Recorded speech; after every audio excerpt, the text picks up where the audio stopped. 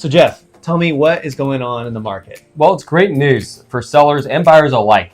The market's really rebounded since we had a little dip in the past year. So prices are kind of back where they were. It's firm.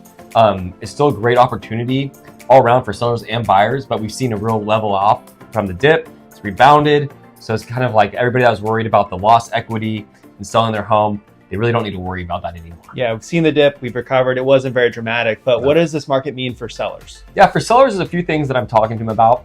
A lot of times sellers are like, I'm not really sure where I'm going to go or what I want to do, but there's some situational things that I need to do to sell this house. And so we look at maybe some repairs and things like that maybe they can stay in the house, or they can decide to sell the house moving forward, but we list the house contingent upon them finding a replacement property. This takes away a lot of the headache and the stress of where am I going to go next. At the same time, we're sending them houses, showing them places, and kind of creating the world of possibilities that they could move into. So they're still going to have to deal with what are higher interest rates than they've been in years, although historically about average. So what does that mean for a seller if we've got this lock-in scenario where they don't want to sell because when they buy, they're going to have a higher interest rate? That's so what so do they do? true. Well, a couple things. One, I think a lot of the sellers that are deciding to move right now have a lot of equity in their house, which means that they owe not very much and they can sell their house for a lot, right? So they have a lot of equity in their house. So a lot of the purchases are a lot of cash. And then, yes, you do have to get a loan a lot of times. And getting that loan, it is a little bit higher interest rate. But looking for the future, they would probably refinance a little bit lower, or they could do a buy down on that rate. And sometimes we're seeing some sellers participate in helping the buyers buy down the rate. Yeah, we're seeing the same thing on the buyer's side, even when you're not going to sell a home. Let's say you're renting and you want to buy.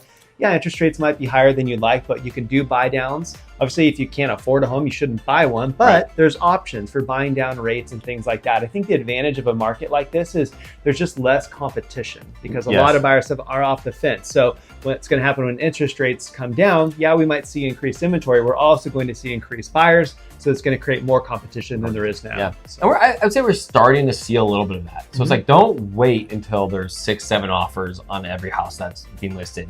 This is a very closed market. There's not a lot of new inventory coming out. So like right now is a great time. If you're feeling like, hey, I want to make the moves, this is when I would be doing that. I wouldn't wait 3, 4, 5, 6, 7 months. Yeah. So all in all, healthy market. Healthy market. Yeah, just not a lot of inventory, but that's probably going to be the story for a while. For a little while, yeah. If you find a house you like, buy it. If you have any questions, reach out. And there's no filter on his face. It's that amazing.